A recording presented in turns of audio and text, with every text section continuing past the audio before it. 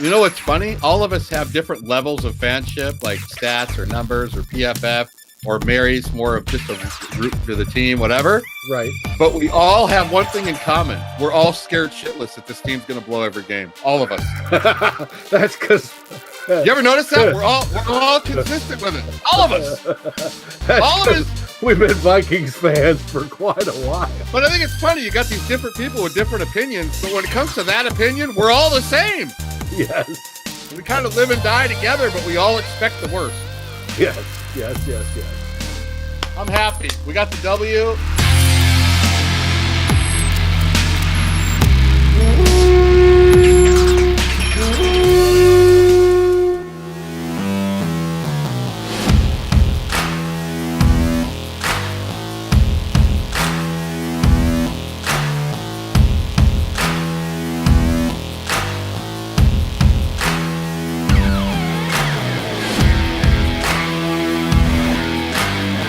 Hey, everybody.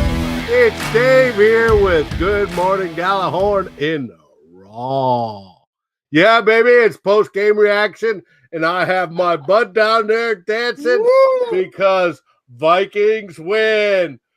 Vikings What do win. you think, Drew? Damn! I'm happy. That's 2 in a row. That's a good win. Very sloppy. I got some shit to bitch about, but what's the bottom line? What are we looking at? Yeah, that's what we look at. Yeah. V for victory, baby. Big V, baby. Pop the V on us. We got it. They call a W. That's a good W, dude. How you doing? You buzzing today? How many? Quite fine. What's the beer count? What's the beer count? Give me a beer count. How many? This is 6. 6. I've spread it out over the time, so I'm not that buzzed. Come on, rookie. I mean, 6? I got a nice little buzz. I bet you Ted Glover has 22 in him by now. Knowing Ted, that's probably true. I want to give a shout out to the Gjallarhorn group. Very active on the thread. Missing Ted. I like that. Ted's not here, but I want him to. I know he's happy right now because the Vikings won. And I wanted to thank Darren Campbell again for coming on the last show. He did a really good job. I watched that show like 3 times. He did an outstanding job. And if you noticed in the game thread this week, he even had a picture of the kitchen party beer he was drinking for this game, which of course helped us win. Yeah, if I had my choice, I'd probably, if I was you, since you are the guru, the Zimmer of this show, I would probably fire me and hire Darren. But you know, I feel like Prefer now. No, he's great, dude. He did such a good job. Oh, he did good. It was good. I agree. It was good. So we got the win. What was the final? 27-17? 27-17. We won by 10. We won by 10, and they haven't beat us the Cardinals haven't won in Minnesota since when? 1977. Oh man. You were like 30 in 1977, weren't you? No, I wasn't quite that old. That was the same year we went. 77, I was in 7th grade. They haven't beat us since we've been to the Super Bowl. That's how long it's been.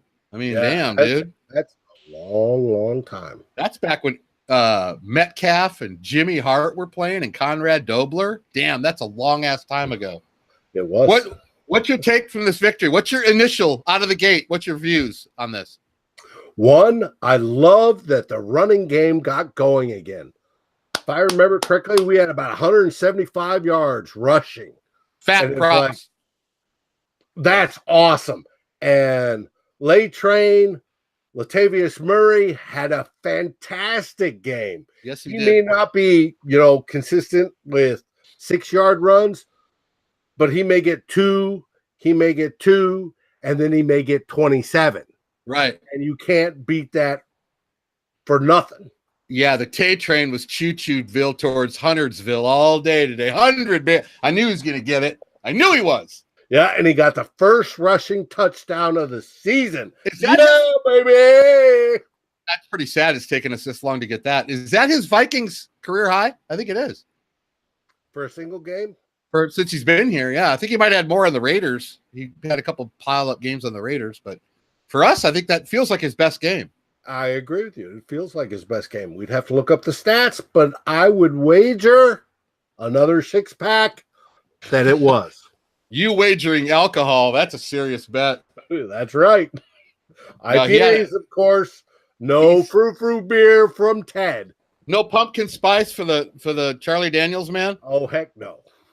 Yeah, he's not flashy when he runs the ball, David, but he gets the job done. He gets it head of steam going, man, and he is. I'm really, really glad now we signed him when we did a couple years ago. Now, what do you think of Tree Stump today? He looked like an actual receiver. Well, it's funny. I was talking to Man Bear Pig on the phone. It's like everybody was going, he caught 4 passes caught everything that was targeted towards him. They make a big deal about it because isn't that what he's supposed to do? But we're so used to dropping. It's like he caught all of his passes. You know what? Tree Stump looked comfortable today. And that's one of the few games, when he looked really comfortable out there in the routes, everything. Maybe he is turning the corner, but maybe he is. And I saw some quotes from his interview on K-Fan after the game. And basically, he says he's now got the support system that he needs that I guess he didn't seem to have. And now I think it's more a mental thing that he feels he is comfortable and loved and caressed and feels like that warm, fuzzy, like you'd hold a baby, right? And so he feels good about himself, and it's reflecting in his gameplay, which I think is absolutely outstanding. His gameplay is outstanding. I think Hey, he didn't drop a ball. He made positive yardage. He got first downs. He's made more drops this year than Thielen has in 3 years. I mean, he hasn't dropped a ball. That's what he's supposed to do, not drop a ball. I mean, he caught the passes that were thrown to him. He had a couple good moves out there. I'm happy that it was better than what he usually does, but I'm not going to go to fantastic. I'm not going to use that for him. Yeah, but this is a Spielman project. We have positive movement on a Spielman project. I think that's great. What about Thielen at 70 catches already? Are you shitting me? 70? The best receiver in the NFL, bar none. He is at 6 games with 100+ yards or more to start off the season.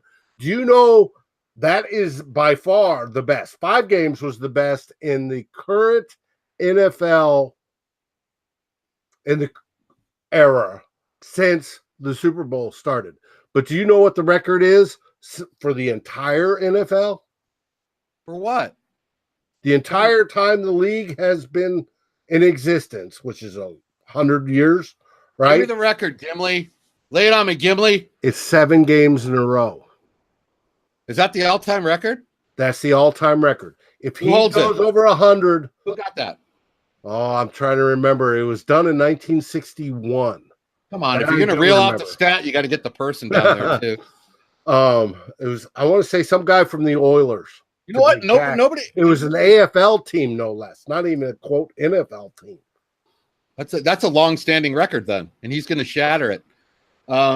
We hope next week. This is how much of a team player I am. I won't even pick him in the game of Skull because I don't want to ruin the streak. I'm staying away from him. As soon as Drew picks him, he'll have 2 catches for 40 yards. He's amazing, and he's going to go under the radar again because he doesn't get in trouble in the media, and he doesn't dance around. And when he gets a touchdown, have fire shoot out of his ass, trying to make a big – doesn't walk around the sidelines with a Hall of Fame coat on. He doesn't do any of that shit. So naturally, he's not going to get the the publicity media wise that everybody he's just slowly does his job at an MVP level. Like Tim Duncan of the San Antonio Spurs. That's what he reminds me of. Just keeps doing it and doing it and doing it. And he has gone from a star to this. We can put him in the MVP talk. We have to. So far, I'd agree with you. Now, he was the one that suggested the dead arm dance to Kirk Cousins once Kirk. Yeah, that's got to be worked on. Yeah, that was bad. They could have called that the white guy dance. I mean, that was the white guy boogie, wasn't it? I mean, come on. Bad. And I saw one of the players say that's got to stop. You know what? You love seeing that, though, because that's team. When I see that stuff, it's just building up the team camaraderie all the way around. I love seeing that. Oh, yeah. I do. Without a doubt. It was good. It was good. One of my clutch plays of the game was Thielen on that 3rd and 13. He caught a pass on 3rd and 13. Remember, he dove for it at the sticks, and they actually reviewed it. Remember that play? That was a huge play in the game because we were going to punt right there. He got 1 foot, but he got the side of his calf down. Sure. Got his body down, and he caught it. And that was just absolutely fantastic. We needed like hell to keep that drive going. We needed it bad. So and it was clutch. That was one of my clutch plays of the game. I wrote them down. I just don't watch the game all not caring, David. I write down notes as I'm going because you hire me to make notations to be on the show. That's good because I didn't. I was too busy drinking.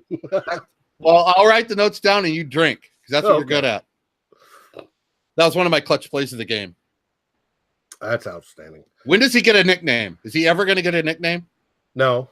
He's just going to be the white guy. Okay. It's just, that's the way it's going to be. Everybody's going to take him. Mahomes already has a nickname. Come on, man. It's going to take him for granted. They're going to see him and go, that's just, a slot receiver or whatever.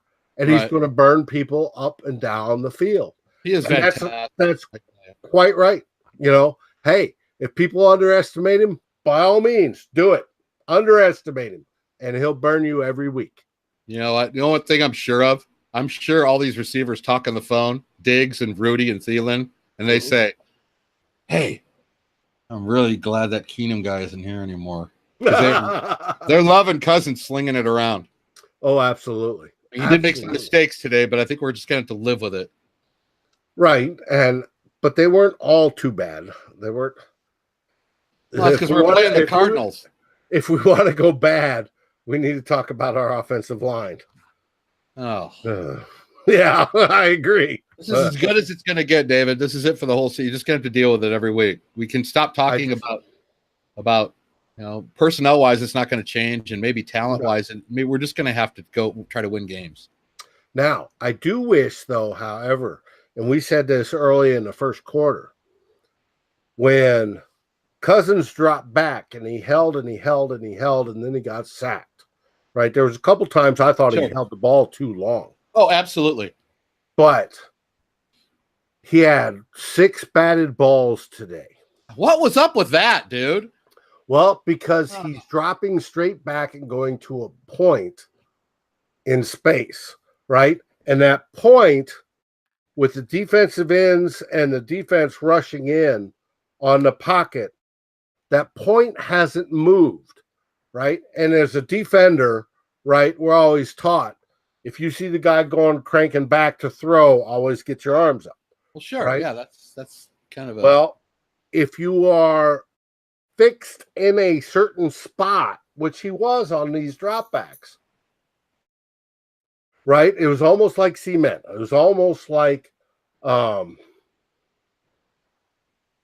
what's his face from last year busted his knee, our quarterback. See, if you weren't drunk, you'd remember his name. But yeah, I would. But anyway. That's part of the drawbacks we deal with having you run the show. That's right. But anyway, he'd go back and he would sit there, right? So that makes the defense easy to rush, right? And so even if they didn't get to him, they were close when he cranked his arm back and thrown, and they threw up their arms and they batted the ball down. Now, what they need to do is move the pocket. They need to have him in planned rollouts, planned shifts, right? To where that pocket comes back, sets, and then moves to the right or moves to the left. I noticed when they get him out of the pocket, though, to make your point, when they get him out, though, he seems to be under more duress than if he stays in it. I mean, every time he does that rollout, the defensive end is left unblocked, and he's got like a second to throw it, and he usually takes a sack. That's what happened on the pick. He hurried his throw, but he was trying to roll out.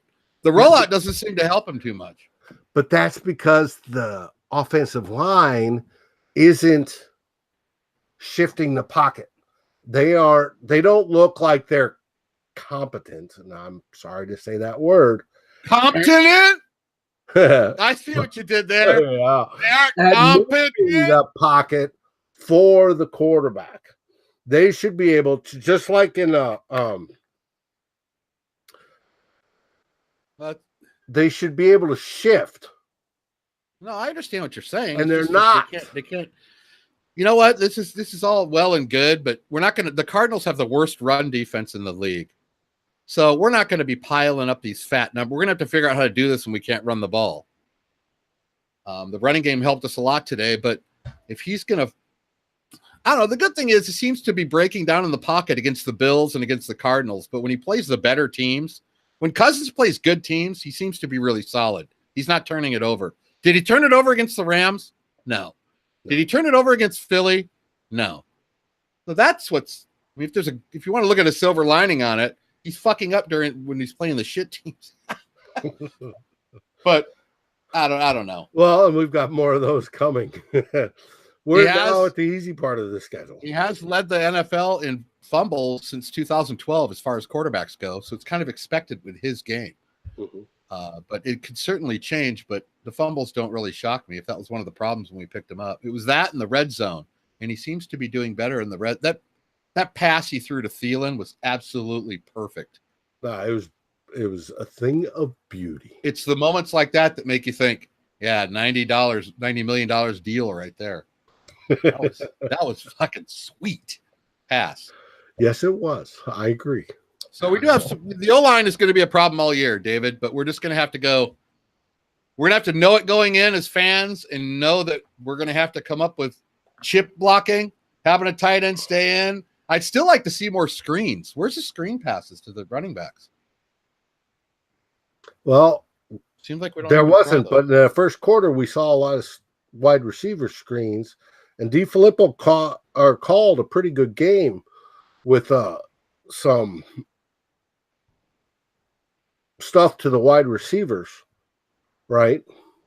And it wasn't bad. We got some movement early in that game. I want to see Boone involved in the passing attack. That's what I want. Who do you want to see? Boone. He's got some. He seems like he'd be a good little scat back like McKinnon was. Oh, when he broke it in the what? It was the third quarter. What a beaubeaual run! He only run he got. It was like 20 some odd yards. And got the ball once. It was one rush for 20 yards. That's what it was. Mm-hmm. And that was sweet. Now, on the offensive good side, Rudolph had another good game. He's been solid all year. He has been solid, and he's been quietly solid. And that's I'll take it every day of the week. He's up near 30 catches. Yep. So that's good season for him so far. He's on pace to catch 70 balls, but it's 7 1 week, then 5, then 5, then 5, then whatever he had today. What, 4 more or something? Speaking of good, let's switch to the defense. Now, wait. There's one more thing I want to go over with the offense. What's that? That fourth quarter pattern we've had for 3 seasons about going 3 and out, and leaving teams in there rather than putting the nails in the coffin. I've seen it again today, and I could see it coming down the pike. That's time to put games away so you can get your starters out of there. And for some reason, it happens at the same. You can see the difference. We come out in the third quarter, we get the kickoff, we drive down, we get a touchdown, right? We got the double dip. We got the score right before half, and then we got the kickoff and the second half. We want to add that in. Again. Then add that in. At the end of the half, first drive of the second half, we score a touchdown, 17 or 20-10. Right. Second, then we held them, got it back, drove again, like 5 plays, scored again to make it 27-10. 2 touchdowns on the first 2 drives of the half. Mm-hmm. And then it started going to 3 and out, then the 3 and out, then the 3 and out, then the 3 and out. And don't tell me it's a one-time deal because it's been happening to Zimmer teams ever since he's been there. It's like he doesn't have the fuck it, let's run the score up mentality. It's not running the score. It has nothing to do with running the score up. Nothing to do with that. And that's what people always say. It has nothing to do with that. It has to do with running the same offense that got you there, that got you the last 3. That was 3 drives in a row we got touchdowns on, and then nothing the whole rest of the time. But what I'm saying is he changes what he's doing. And all that's doing is leaving the team in the game. Yes, I know, and it's wrong. You shouldn't change what you're doing. You should run the score up, put the second stringers in, let them run the score up, just like the old days when we watched college ball, and you would see scores of 55 to 7. I'm not and even talking about. Why are you embarrassing them? And they would say, hey, we put the first stringers out. We put the second stringers out.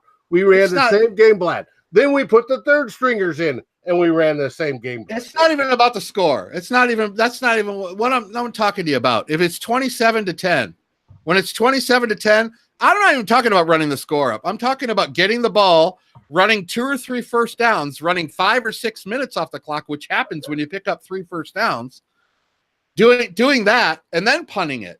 And then them getting it back, then when you get it back, you run 2 or 3 or 4 more first downs. The game's over. It's the 3 and outs, dude, that kill us. I just wanted to. I'll let you get into the defense now, but I just wanted to pick up that point. It's not about running the score up. I don't care about the score. I care about limiting their possessions. When you're in football, situational football is every time they're going 3 and out. Every time they're going 3 and out, they're burning like a minute and a half off the clock, and they're giving it back to the Cardinals. The Cardinals had the ball about 3 times more than they should have had. That's my point. That's all I'm trying to say. Well, I agree. I mean, any one of those drives, you don't go 3 and out. You're chewing up more time. You're limiting their possessions. You go 3 and out, give them the ball back, they drive and score. You go 3 and out, give them the ball back, teams drive and score. That's how teams come back in the NFL. Mm-hmm. It's not the offense. It's your offense giving their offense more chances than they need. And the Vikings go into that stupid shell, and they go into these 3 and out, 3 and out, 3 and out, 3 and out, almost 4 in a row. And it's like, why are they doing that? After they just scored 3 successive touchdowns on drives, and then do 4 3 and outs. That's way inconsistent. That's not good football. Absolutely not. Now that I said that, you can get into your defense. Give me your defensive take. But first, I want to see the score ran up too, and that will eat those clocks so they don't have the time to drive. I'm not saying I don't want to run up the score. I'm just saying it's not my main point. My main point is to limit their possessions. Keep the ball and eat the. When you're 27-10 in the third quarter, the clock is your teammate. Right. No, without a doubt. But if you're also 35, 42 points to 10 ahead in the third quarter, there's no way. Well, if it's 42-10, David, I don't mind them running it in the middle because that's more possessions for them to come back. But I get paranoid. Anything under 3 scores or less, I want to keep running the same offense. Run what got you there. Okay. Well, this is a good question. We should ask our viewers, would you rather have possession controlling drives like Drew suggests, right, that eat up the clock, or would you rather have offensive drives that run up the score? Answer below. Well, of course you're going to want to score. I mean, come on, dude. No, to protect a lead. Which one are you going to want? Well, scoring always protects the lead more, doesn't it? I mean, they're all going to vote for that. Well, I'm just curious. And if the viewers involved. Yeah, I wouldn't bitch one iota. Is that the right word? Iloka? Yeah. I wouldn't bitch one Iloka if we were scoring every time we got the ball. I wouldn't even bring up anything. That's a great transition. What happened to Iloka? He started, then he disappeared. Oh, he led the team in tackles, bro. Did he? How many did he have? He had 8 tackles today to lead the team. Oh, good. How does that work into the game of skull? Don't work. That works at 1 point per tackle, and then I think he had 2 points for a passes defense or something. Okay, good. He was. Well, you get a point for a tackle, and you get a half a point for an assisted tackle, and you know the logic there. Right. But yeah, Iloka was shit. He looked like Lee Iacocca today. Remember him? Yeah, Lee Iacocca and the K cars. They were horrible. They were bad. Pieces of shit, weren't they? For the young people that are watching this, car in the 70s. Now, I got to grant Lee Iacocca saved Chrysler. What was his name? Lee Iacocca. Okay. He saved Chrysler, had a bunch of good CEO ideas that worked it. Saved Chrysler. Saved Chrysler. But they built a crap car. All the car manufacturers back then built 50,000-mile cars, and then they'd fall apart and go to crap. I like the DeLorean. Speaking of I'm on Coca. The DeLorean was a cool car. Very cool car. First one that was all stainless steel. Was it really? Yep. Plus, if you bought it, there was a bag of Coke in the glove compartment for a rebate. Remember he got busted for cola? That's right. He sure That's did. right. Damn, Lee Anyways, Iloka just made her show. Sorry, I didn't mean the defense. Back to the defense. Give me some defensive good news. Our defense. First off, Danielle Hunter had 2 sacks today. Meow, meow. He continues his streak. You have Adam Thielen with his first 6 games, right, of 100-plus yards, but you also have Danielle Hunter with his first games with at least 1 sack. Great draft pick, Spielman. There, I said it. You said I never say it. That was a great pick. Yes, and he's only 24 years old. Can I throw this out while you're on the defensive ends before I forget, and then you can take it from here? What's that? I want to give a special shout out to Weatherly. That guy has stepped in. When this Griffin thing happened, it was a shock to everybody. That guy has stepped in, and he might be playing most consistent defensive football as anybody on our team. And I really believe that. Weatherly is playing great, and I want to give him credit where credit's due. Well, I think he's playing great for him.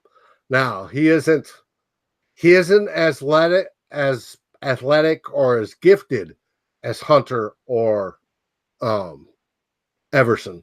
I don't think so either, but still. But he is stepped up and made a case for himself. I think he has that too. He could start in this league. He hasn't just come in and been a body in there. He's come in and actually made a difference in all these games. Yes, he has. He's pressuring. I see him tackling backs that go try to get on the A gap. I see him penetrating the A gap from the outside. Guys who are defensive ends who can tackle in the middle always impresses me. Always.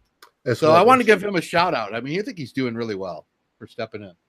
Now, the rest of the defense, I would say, did pretty good. I mean, we held them to 10 points. That's below the Mendoza line. That's right? Exactly right. Exactly right. There's Rhodes did pretty much okay. He shut his receivers down most of the time. And even Smith did his all-world self most of the time. And then stepping in, Ant Harris, I thought, especially with the pick, but there was many other plays that he's trying to make an argument for himself that he needs to start. Sure. He did outstanding. Sure, he was. He's been solid since he's been called upon. The Viking depth, all the guys in the depth have been really good since they've been called upon. The only thing hurting us on defense is the chunk yard plays. And we'll talk about George Kittle. It started then. It's happened everywhere. And I got a phone call about it after the game from Man Bear Pig. He's in the group. He's a great guy. He said it's the chunk yard plays. You take out those. They had 3 first downs in the first half. Mm-hmm. They had 3, David, and it was 13-10. I mean, come on, dude. They had 3 first downs and it's 13-10. Yeah, because 7 of that was scored on the defense. But the plays that seem to hurt us are those big long big plays. If we could eliminate those, we'd be shutting teams down completely. Those are the ones that hurt us. Hey, Princess, I see you in the screen. Where'd you go? Christian Kirk had one, and then it seemed like we had a couple of them. And then even the defensive touchdown they picked up and ran in. If we could eliminate, just stop with the big plays, make them earn it more. But but in the second half on the thread, you saw where I posted when their tight end started getting yardage. It was like, can't we stop a tight end?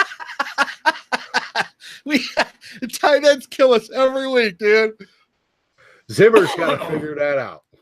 Period. I wonder what the catches and yardage number is for tight ends against us this year. It's got to be high, dude. That would be interesting to look up. I agree. It's probably in the 400 or 500 yard range. Write that down. I'm writing it down right next to Lee Iloka. Okay. Can we have Lee Iloka on the show? Can I find him? I don't even know if he's still alive. that might be a problem getting him on the show. But that would be interesting. I'll look into it. Leave it that. That's my homework for the week. All right. That's your homework for a week. No, tight ends are hurting us. I'll make a note of that. Yes, they are. But overall, you're not going to play a perfect game. I think they just limit some of these big plays. overall, you got to give him at least a B, B Mhm. plus maybe, because like you said, it comes down to points allowed. That's all that matters every week, right? Right. And the defense held him to 10 points. And that's the way pass happy modern NFL football. That's pretty good. Oh, it's damn good. Damn good. Damn. Preach it, Gimli. Yes. They have what we were worried about was that they would slump after last week. Right. They did not. No, they what's up with Josh Rosen? Doesn't Josh Rosen look like the guy that walks around at a party and tries to tell all the women, do you want to go hang out with me in my car and talk about my feelings? Probably. He has that look on his face, dude. That guy you want to smack around because he has that whiny ass look on his face. Right. Either that or he goes, hey, see my beak? You know what that means? Oh, yeah. Yeah. Anyways. We had some. What was our pressures today? Remember pressure point? 20? Did you look it up? I don't get those stats till tomorrow. Oh, damn. Okay. So, but I'm wagering that we had more than 20. Because we were pushing him off the mark numerous times. I'd like to wager against you, but I'm kind of in agreement. Let's guess. Let's guess right now, 6-pack of beer. I'm gonna say 22 for Harrison Smith. I'm gonna go 22. I'll go over. Okay, you go over. Okay, 6-pack of beer on Harrison, but total, the defense had over 22 pressures. Well, I know it's for the team. I don't think Harrison got 22 by himself. If he did, he'd be in the fucking Hall of Fame. Yeah, we'll lay some beer on that. Speaking of a sack, I want to say Anthony. No, was it Harris? No, it was Smith got a sack. Mackenzie Alexander got a sack. Mackenzie got one where they left him wide open and he shot the gap and got that sack. Now, talking about Mackenzie, he got called for a pass interference, right? And at the beginning, I thought that was absolute bullshit because he went up and he face guarded, right? Which is legal this year. You can face guard. It's no longer a penalty. The only difference is if you touch the receiver. Now, he was going against Fitzgerald. Who? And Fitzgerald. Fitzgerald. I'm sorry. I've had a few to drink. Anyways, Fitz. And Fitz fucking bust me up, bro.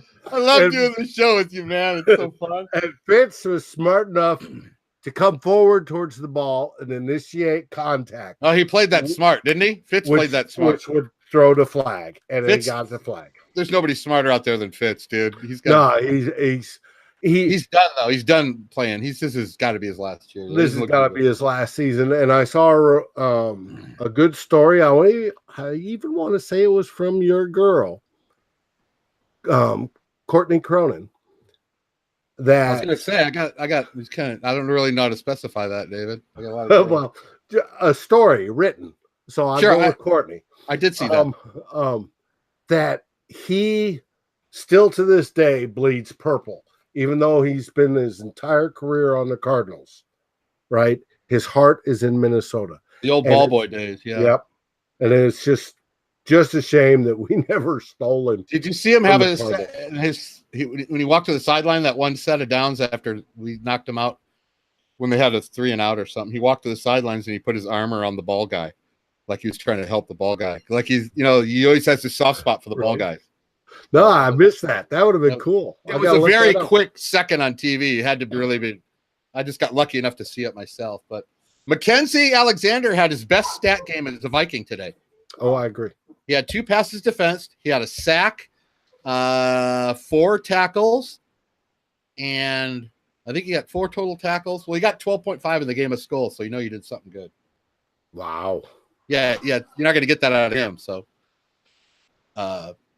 good for him. We're going to need him now because of the Hughes injury, which doesn't look good. No, not at all. Maybe down Hughes for the season. That's the drawback to the whole win. No, it is reported, for those that don't know, that they think he popped his ACL. That's unfortunate. It's having a good season. Yes, he was. And that'll take him out for the rest of the year. And I don't know what it Uh, is with Vikings rookies and ACLs. Yeah, it's a good point. I mean, wow, that's a much Because as I like Cypress Hill. I just know Mike Hughes. because he's Now, definitely starter quality. well, sure. I mean, now we're down. That's like being down a full starter. Now Alexander's got to play this this way every week. We can't Yes, he does. And Wayne's is always going to be Wayne's. He's always going to piss me off a couple times a game. But Well, he had those plays where he pissed you off, but he also had some good ones. he had a pass defense on third down that forced them to kick, and it was a very, very well played ball. Yep. He actually got his head turned around. I don't know what his problem was. Good win, though. I was happy with the defense. Defense played good enough to win, and the offense carried them a little bit. Just that, like we always do as Viking fans, we look at what needs to be worked on more than what worked good. But that's right. Now, another good point. How many kicks did Bailey miss? Oh, another perfect game. Perfect game by Dan Bailey. Buddy. I almost did this week was look back at Viking regular season games and see how many games we've had in a row where we had no flaws in the kicking game. I bet you the record's probably 3. What I'm saying? In a long time, that's for sure. But what we got 1 now. He had me last week. Did he miss? Yeah, he did. Last week he missed 2. All right, we got 1. We're on a roll. We're going to start this week. Perfect week kicking. Yep, perfect week kicking. And it was good to see Cheryl's back returning kicks. Yes. I'm a big Cheryl's fan. Even though he's lost a step, people would disagree with me. He has that first jumps. He makes that first guy miss, and that always gives you a chance. Right. And he had good yardage per return average. I never worry about him fumbling. That's why I like Cheryl's. I know he's at least going to catch it. Yes. So it's good to have him back there. All in all, we got the win. That's all that matters, David, is the W's. It's the W, baby. We're 3-2-1. And the Bears lost. And the Bears lost. Yeah, bear down, buddy. Bear down.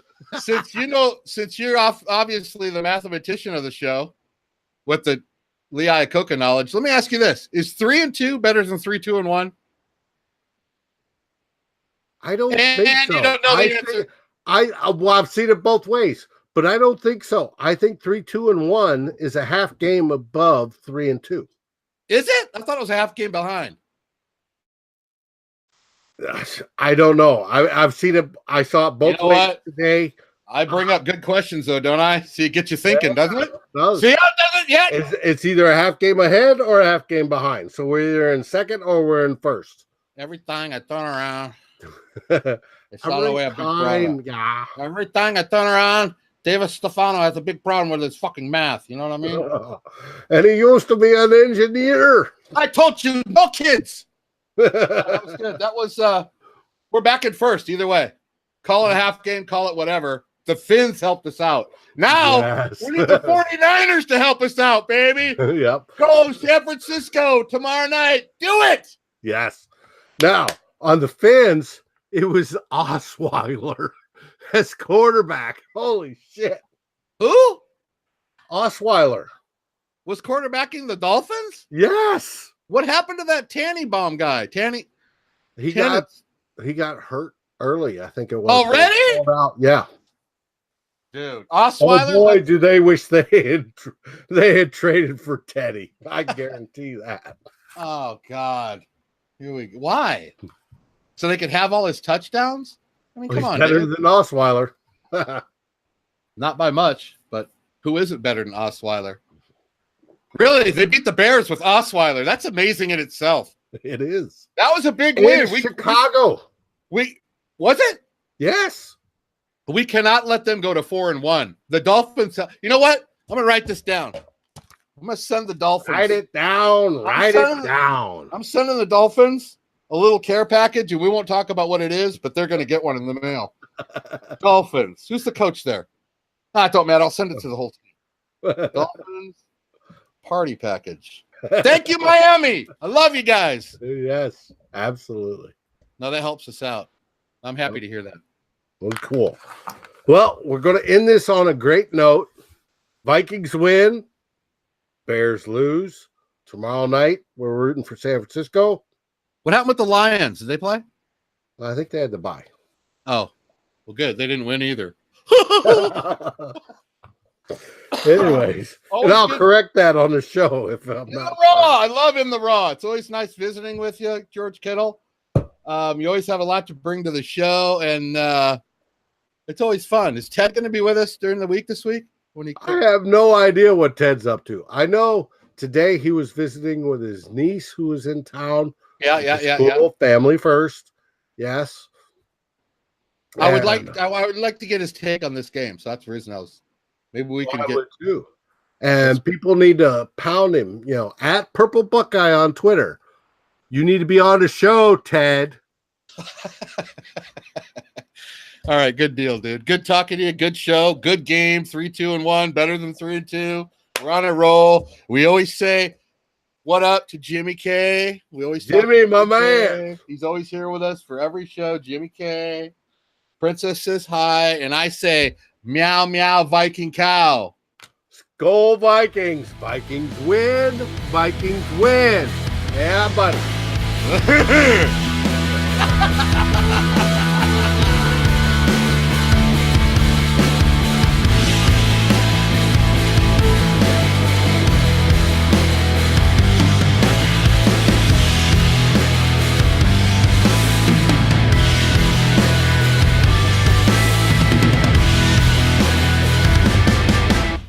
That was fun, dude. I love doing these shows.